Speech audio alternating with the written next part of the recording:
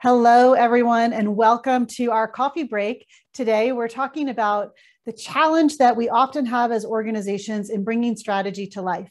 My name is Julie Williamson, and I'm the Chief Growth Enabler at Karakens Group. And at Karakens Group, we believe that companies need to know why they do what they do, they need to know what they're doing, and they need to know how they do it together as leaders. That makes up our diamond triangle. And strategy really sits in that what. What is it that we intend to do over the next defined time period to really either advance the industry, advance our organization, advance our products, advance our people, whatever that might look like. So at Karakens Group, when we think about strategy, we know that it's really important that leaders understand how to advance their strategy together as a group. So what we're going to talk about today is this idea of taking strategy out of the side hustle mindset for leaders and bringing it into business as usual. It's a real challenge in a lot of different organizations today. Before we dive into that, though, I would love to just get a feel around the room. We've got a few people here on the call today and understand what you might think of when you think of strategy. We often think of strategy in terms of whether it's being well executed and whether it's ambitious. So organizations that have strategies that are highly ambitious and they're doing a great job of executing it would be in quadrant 4. A lot of organizations are actually in that high execution, but maybe low ambition. That's at quadrant 1. As you look around this 4 square, I'm just curious, just off the top of your head, are there companies, sort of quintessential companies that you might place in these different quadrants? Not to say that you have inside knowledge of their strategies, but only that based on what we know of them in general and how they show up in the industry, are there companies that you think represent, for example, quadrant 1? For me, McDonald's kind of comes to mind for quadrant 1. It's one of those things where they just keep driving out great execution, but they're not actually shaking up the industry all that much, in my opinion.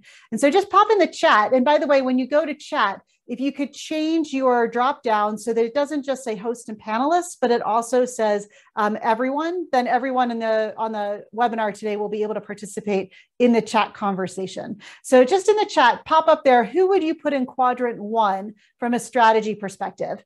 Maybe doing a great job of executing, but a little bit lower in terms of ambition. So we've got Amazon in there in quadrant 4. Yep, and I would agree with that. Tesla in quadrant 4. Yep, that's a good one. Carol, I see you put Dell up there. I think you probably meant that for quadrant 1. Yeah, I think Dell's doing a great job of executing, but maybe isn't doing a lot in terms of ambition. I see Disney in quadrant 4. Anita, I think that's a great one. Yeah, Carol, so we've got quadrant 1 correct. Yeah, so you can see this. There's also, by the way, companies move between different quadrants. So about a year or 2 ago, you might have put Tesla in quadrant 3. They were really struggling to get production going, struggling to get cars out and fulfill orders. But they had a big ambition to really change the car industry. Today, you might place them more up towards quadrant 4. They seem to have gotten through a lot of their production issues and they're getting cars out a little bit more reliably. A company like Peloton might have started out in quadrant 4 a year or so ago, where they were really ambitious and they were doing a great job with customer service. And then COVID hit right as they were starting to scale from a capacity perspective. They were starting to get lots and lots of orders and their supply chain got really impacted. And so you might argue that they've dropped down to a quadrant 3, but still a really big ambition, but they're struggling a little bit with the execution right now for a lot of great reasons, but still out there. Mary, I see you put Zoom in there for Q4. Yep. I think that's a really interesting one. Cisco for Q4 as well, Vandy, I see that. What about for Q2? Any companies that come to mind? And these might be companies that no longer exist, by the way. When you think about companies that are operating from a low ambition and a bit of low execution, one that comes to mind for me is Sears. Like Sears used to be in that quadrant 4 or maybe 1, right, where they were really executing really well. And at different points in their history, they had big ambition or maybe low ambition. But at the end, they kind of dropped into that low ambition and low execution. I don't know if anybody went into Sears towards the end there, but it was a very different experience than going into a Sears in the 70s or 80s. So their execution had really dropped off. Yep, I see Polaroid, Anna, for Q2, American Airlines, maybe. Anne-Marie, do you have some personal experience with that? McDonald's and maybe in a Q2 as well, right? Like they're not actually executing it the way that they might have done in the past. Mary has Barney's in Q2. if you've shopped at Barney's, you know a thing or two about high-end shopping for sure. And I think that that is an area that's struggling a little bit. I'm not familiar, Danielle, with Bird, but I think that's a great one to throw out there. Pier 1, yeah, Vandy, you know, I was at the Pier 1 closing sale here in Colorado over the summer. I guess it was maybe towards the end of last year. And it was so kind of sad to see this brand that had been around for so long fall into that quadrant. Lime scooters, yep. So when we think about strategy and you think about the ability to execute on strategy and also to set an ambitious strategy, threading that needle is really important for long-term sustainability of an organization. And you may, again, cycle through different quadrants. Hopefully you don't drop into quadrant 2, because that can be a very, very difficult quadrant to pull yourself out of. It can be done, but it can be incredibly challenging. Sometimes it's perfectly okay to be in quadrant 1. Sometimes your investment community or your market realities are driving you towards really high execution, but with a more steady on ambition, where you're not actually trying to change the world. You're just trying to make sure that you're delivering your numbers, maybe while you're doing foundational work within your organization, for example. It might be a great reason to be in quadrant 1. There are also times, by the way, when being in quadrant 3 can be really powerful. Like if you're going through a big growth stage and you're really trying to push the industry or push yourselves into a new space, there might be some mistakes along the way in terms of execution. A company like Peloton is experiencing that, right? When you go into scale, sometimes there are some hiccups in terms of execution, but in order to reach that big ambition, you've got to be willing to take those risks. So sometimes you're moving between quadrants 1 and 3, but hopefully always aiming for quadrant 4, where you have a high ambition and at the same time your execution is keeping up and you're really executing very, very well. Unfortunately, though, it is often without intent that we end up in some of these different quadrants. So what I'd love to do is take a minute and just hear from everyone on the phone in your own organizations. How would you describe your strategy? Are you in quadrant 1, 3, or 4, and hopefully not 2, but if you are, that's, worth acknowledging. Or are you one of those companies that might be a 5? Like, what strategy, right? There's a lot of organizations, by the way, where people would say, we don't really have a strategy. And that's okay too. It's, again, important just to acknowledge and to understand where you are. So just be curious where people would put themselves from a 1, 2, 3, or 4. And I see a question. Vandy, you're in a quadrant 4. That's awesome. I love to hear that. It's an exciting place to be when you have a big, bold ambition and you're executing it in a way that feels good. I love hearing about that. Just give it some thought. You don't necessarily have to pop it in the chat, but if you can think a little bit about where you might place yourself, either your organization or your team, in these different quadrants, it can be a really useful just self-reflection. Again, it doesn't have to be super scientific. You can just kind of be from the gut. Where do you think you would be in one of these different quadrants? And why are you there? Again, being in quadrant 1 isn't the worst place to be if you're trying to finance or get ahead of some foundational work that you're doing in your organization. Being in quadrant 3 isn't a terrible place to be if you've got a big, bold ambition and you're still figuring out how to deliver on it. So it's not a question of right or wrong. It's just a question of where do you really think you are? When we work with organizations, we tend to see this spread. We see about 10% of companies at any given point in time being in quadrant 4. In that quadrant 1, where you might be executing really, really well, but you're not necessarily really leaning into a bold ambition, we see about 35% of the organizations that we touch kind of sitting in that space, and about 40% in that quadrant 3, where they have a big ambition, but they're still trying to figure out how to turn the key, how to convert on it, and how to really execute on it consistently.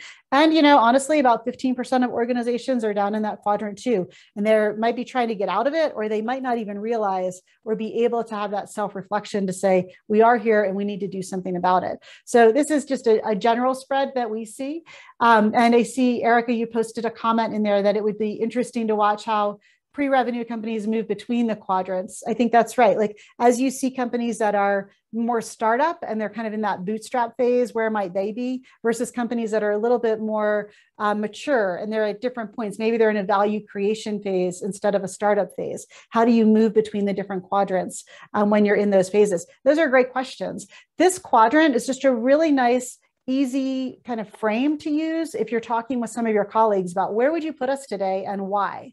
And the end why is a really important question to answer, because if you, again, are in quadrant 1, that could be exactly where you need to be today. But it's just important to understand that as you're setting your strategy, that that's where you want to be as you're building a foundation or you're trying to go through a transformation. Maybe you are in quadrant 4, and that's awesome. How do you stay there? And does the company have the energy to sustain being there for the long term? And are you fueling the right capacity in your organization to be up in that quadrant? It's a great, powerful quadrant. It's also a hard one, quite frankly, to sustain. So you might consider taking this quadrant and just having a conversation with some of your colleagues about where do you think you are today in terms of your strategy in your organization. Part of why it can be really tricky to be in quadrant 4, where you both have a big ambition and you're executing really well, is because often when we work with leaders around strategy, there is a disconnect between what strategy is and what a strategic plan is. Strategy is really a way of making decisions. It should provide a framework and guardrails for how you're investing, where you're putting your resources, time, energy. It should drive debate and discussion about what's the right thing to put those resources towards in the organization. A strategic plan is an execution driver that helps you understand what are the projects and programs that need to be delivered in order for us to move in the direction of our strategic destination, of where we want to go, of what we want to do out in the market, what that ambition really is, and how we need to execute on it. And that distinction is a really important distinction to be making if you want to get strategy out of that side hustle mindset and into business as usual with your leaders. A lot of organizations have very, very detailed strategic plans. We've seen the teeny tiny little Excel spreadsheets that, you know, kind of our eye candy, and you're looking through them. And then they sit in these long meetings where they're going through the strategic plan at an excruciating level of detail. And it makes people just want to kind of tune out and check out of the meeting because they feel like they have other better things to do. And you know what? That might be true. It might not be that every leader needs to know at the nth level of detail what's going on in the strategic plan, but every leader does need to know what the strategy is and how they should be using it day to day as leaders in order to make decisions about where they're putting resources in their organization. And so having that distinction in your organization is really important. And I would say that a lot of our clients, a lot of the people that we talk to are really clear on their strategic plan, and they're a little less clear on their strategy. What's the framework for making decisions as a leader about where we put our investments? And so that might be something to double check in your own organization. You can do that today, right? Am I really clear and articulate as a leader about what our strategy is and what that means about how I make decisions? Or am I more clear about the strategic plan and a little more fuzzy on the strategic destination and where we're trying to go with our organization? So think about that, and maybe ask some of your colleagues as well, like, what do they think is more clear to the organization as a whole? Is it the strategic plan, or is it the strategy itself? Are people really clear on where you're trying to take the organization? Because that will fuel your ambition while also making sure that you're able to execute well. One of the things, though, that we really understand is that strategy is actually a very difficult mindset space for leaders to sit in. And that's why they often default to the strategic plan. Strategy, when we ask people to think about strategy, we're asking them to really sit in a space where, for people who are operationally minded, it can feel frustrating and hard because it's a little bit more abstract. It's a little higher on the ladder of abstraction than a strategic plan. And we're asking people who are really visionary and entrepreneurial and like looking out at the big picture to come in a little bit and to be a little bit more detail oriented. And they find that frustrating and difficult. So we take visionaries and we take great operators and we stick them in a room and we ask them to think about strategy, which is the intersection of those things. Where do we want to go? What's our ambition over the next few years? And how are we going to do that? And it ends up being really mentally difficult for everybody because nobody's in their sweet spot, right? We're not in pure visionary mode and we're not in pure planning mode, kind of in this messy middle of it all. And I think it's just really important to acknowledge that as leaders, that when you're talking about strategy, it might just be mentally exhausting for people to sit in that space. And so how do you make that a little more visible to people and something that they can lean into a little bit more as leaders in the organization? Sometimes just having the conversation and saying, look, I get that talking about strategy in terms of the framework and how are we going to make different decisions as leaders can be tough, but it's really important that we stay in this space and not drop too quickly into strategic planning. But let's really understand as leaders how we're going to go out and in our everyday work, make different decisions that are going to take us in a different direction. Because the best plan in the world isn't going to help you deliver on your ambition if leaders aren't starting to make different decisions every single day. So something to think about as well. Are you really helping people to get into the right mindset as leaders when you ask them to work on and to think about strategy? Quick question for you. When you think about what strategy does, it should guide your investment decisions. So where are you putting your time, your resources, your money every single day as a leader in the organization? How are you prioritizing the work that your group needs to do? And that's a really important starting point for whether you have a strategy that's working for you. Does your defined strategy help leaders to make different decisions about what they're prioritizing and where they're investing? And if it doesn't, it might either be too vague or too specific. You might not quite be in that sweet spot in the middle. It should also create great discussion and great debate about what's appropriate to do as you go forward. And then you can make course corrections along the way as you start to learn more about whether the strategy is working. So you should have this nice cycle with your leaders of making sure that the framework is well understood and it's being used in decision making. And at the same time, you're course correcting that framework as you realize whether or not you're getting closer to your ambition and whether or not you're able to execute appropriately. So it becomes a really nice iterative cycle where you're continually testing the framework by using it and seeing if it's actually driving those new decisions for you. When you think about that, I'd love to know, where do you see yourself using your strategy? What are the kinds of situations in your day-to-day where you think about the strategy of your organization and you think, what's the decision that I need to make based on this particular strategy? Let's throw that in the chat. Thank you, Erica, for putting that question up there. And let's just think about, where would you see yourself using your strategy on a day-to-day basis in your business as usual? See if anyone has any ideas that they can throw in the chat. Give you just a minute to think about it, because it might take a minute to realize where you're actually applying your strategy in your day-to-day. Yep, I see, Nina, you're saying leading change. Yep, aligning the why to the strategy. Yeah, I think you've got to constantly think about, how can we bring those together? Yep, when thinking about innovation and product development. Yep, I think that's a great one, Carol. Like when you're launching a new product, you should definitely be thinking about what's the strategy and is this in alignment with our strategy? Yep, Anne-Marie, I think where to spend your time. Yep, where to invest time. See if there's any others that pop up in there. You know, we often hear people say, you know what, we pretty much never think about our strategy. And that's a very honest answer. And I appreciate that when people are willing to say, you know, we did the work, we put it all together, and then we went back to our business as usual. That's part of the challenge we're trying to overcome with some of these ways of thinking. Yeah, I think, Anna, that's a great one when making big hiring decisions, right?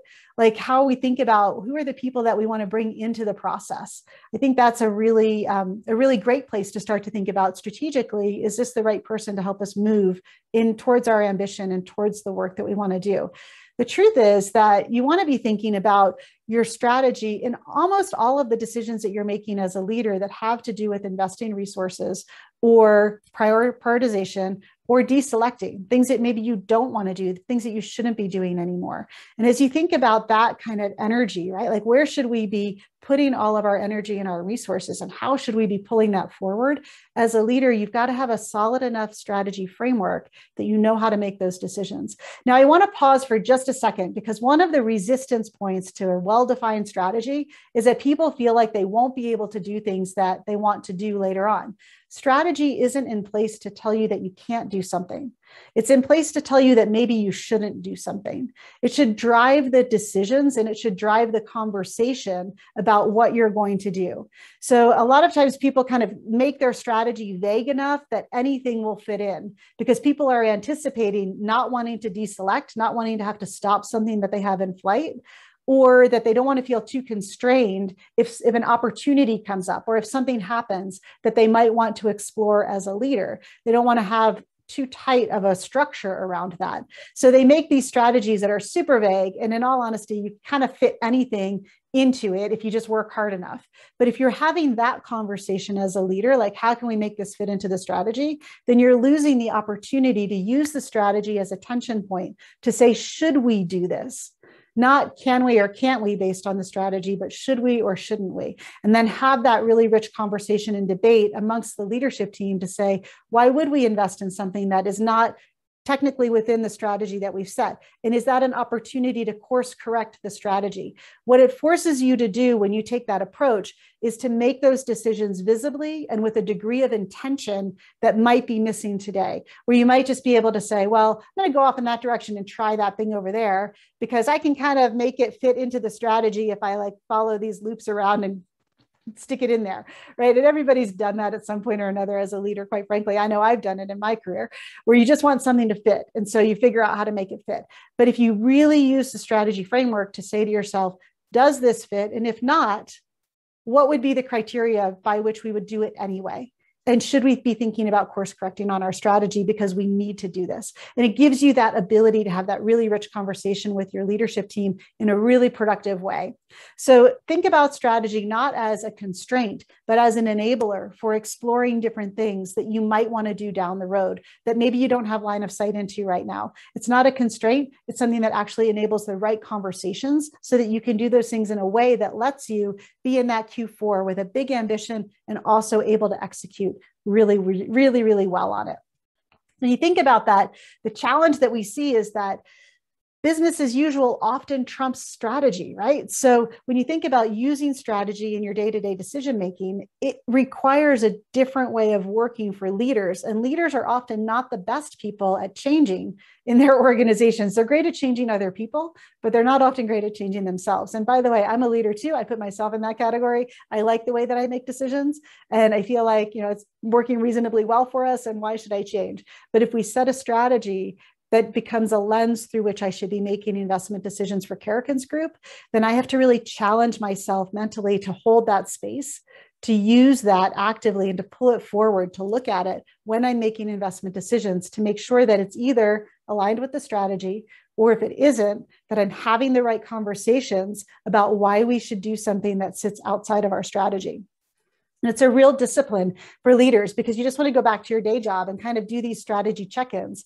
What we often find with the strategy check-in is it's devolved into a strategic plan check-in where people are going through the details of specific projects on the plan, and they're looking at how well things are getting operationalized rather than testing to see whether leaders are truly making different decisions about where they're putting investments and where they're putting money. The strategic plan check-in is important, and leaders often need to know how things are progressing at that operational level.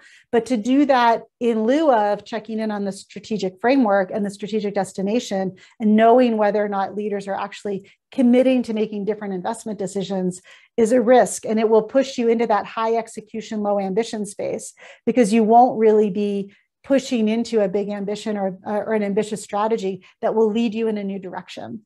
So something to test is, has our check-in process for the strategy devolved into a strategic plan check-in where we're going through the itty bitty spreadsheets and the red, yellow, green traffic light to see if projects are progressing versus really understanding what our investment decisions are looking like from a strategic perspective. So something to think about as well as you think about how do we bring strategy out of that side hustle mindset for leaders and more into the business as usual, not let business as usual trump strategy.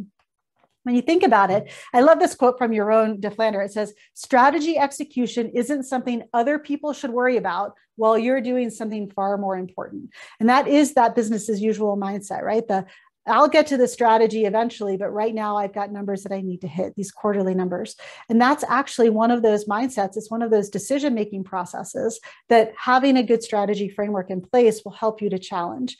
Because if you have that mindset that I'll get to strategy later, right now I've just got to do what I need to do to make my numbers, that's actually a decision-making process as a leader that you're going through. And you need to change that or shift that so that the decisions that you're making today to make your numbers are in support of your long-term strategy. And that's a really, really critical and difficult space to sit in as a leader, to be able to sometimes give up some of your identity as someone who always hits their numbers, or someone who is always taking care of their people or always taking care of their customers in the way that they've always done it. Those are the kinds of mindsets that have to get really challenged through that lens of strategy as opposed to the strategic plan, and understand, are we making these different decisions?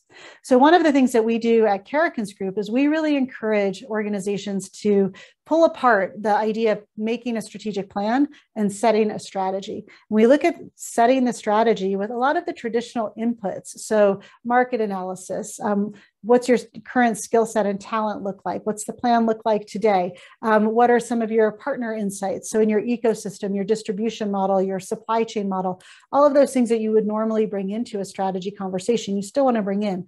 But what you use them for is a little bit different. Instead of using them to create a plan to execute on some things, we start to look at them in terms of how do you create a strategic framework that lets you make different decisions as a leader, that makes it more clear what that decision tree should look like in order to continue to advance your strategy. And that's all in service to what we call a strategic destination. So that strategic destination is looking out 3 to 5 years and saying, what do we want to be doing and what do we want to have accomplished in the next 3 to 5 years? And what are the decisions we need to be making now that will get us there? After you get done with that work, you can drop into that strategic planning process. But you need a really solid foundation for helping leaders to make great decisions as leaders that will help advance that strategic destination and really help you to be as ambitious as possible in terms of where you're going with your organization. And then we suggest that there's a quarterly check-in with the strategic framework, not the strategic plan. You might use the strategic plan to inform those quarterly check-ins, but this is time spent amongst the leadership team to say, where is this hard to apply from a decision-making perspective? Where do we need some debate across the team about what's really happening and how we're really bringing this together? And then if you start to have those kinds of conversations, then you can start to course correct the strategy as you learn more and as you move forward. And we suggest doing that on a quarterly cadence.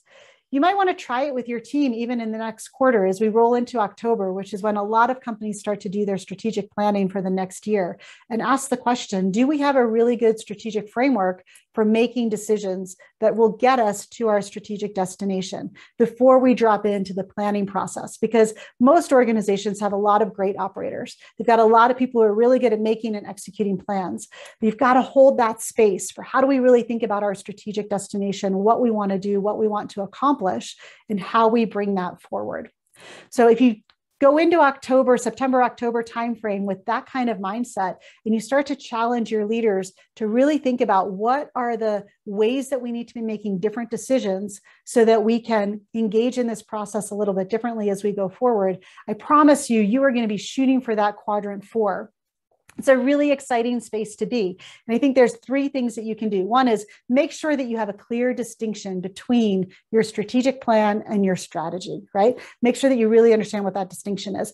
Have leaders in your organization regularly use the strategy to make decisions, and do it by asking them questions. How did you apply the strategy when you arrived at this decision? What are the kinds of considerations that we had in terms of making this investment? So start using the language of the strategy day to day so that it becomes business as usual for you. And then have some routine processes that give you that opportunity to check in on the strategy and course correct as needed. We suggest doing that quarterly. So it's a really nice process, a really nice habit that you can get into that doesn't get you into the eye charts of the strategic plan, but keeps you checking in on, are we making decisions as leaders that are taking us where we want to go and helping us to be as ambitious as we want to be? I think if you incorporate these 3 things into how you're thinking about strategy and how you're orienting towards strategy, you're going to start to see a real distinction between knowing when you're in quadrant 1, quadrant 4, or quadrant 3. Again, hopefully not in quadrant 2. And if you are, you can pull yourself out of it. But that you're aiming for that quadrant 4. How do we be really ambitious and have great execution from our leaders on a regular basis? And we start to see that kind of momentum and energy growing in the organization. It's a great way of framing strategy for your leaders. And we would love to hear from you if you give it a try, and let us know how it works for you. If you have any questions about it, we'll be sending out a follow-up to this. So you'll see a summary PDF of all of these ideas coming to your email box. We'll also be posting a recording of this webinar if you want to reference it later. And always feel free just to say hello. We'd love to check in. We'd love to hear how you're doing and what's going on with your strategy and where there are some challenges relative to it. Knowing what you want to do and what you want to accomplish and having that be both ambitious and something that you're doing a great job of executing on is a really exciting space to be. We would love to see you and all of our clients get there. So stay in touch. Let us know how it goes. And thank you so much for joining us. I hope you had a great coffee break. I hope you got a cup of coffee while you were listening to this, and we'll see you next time.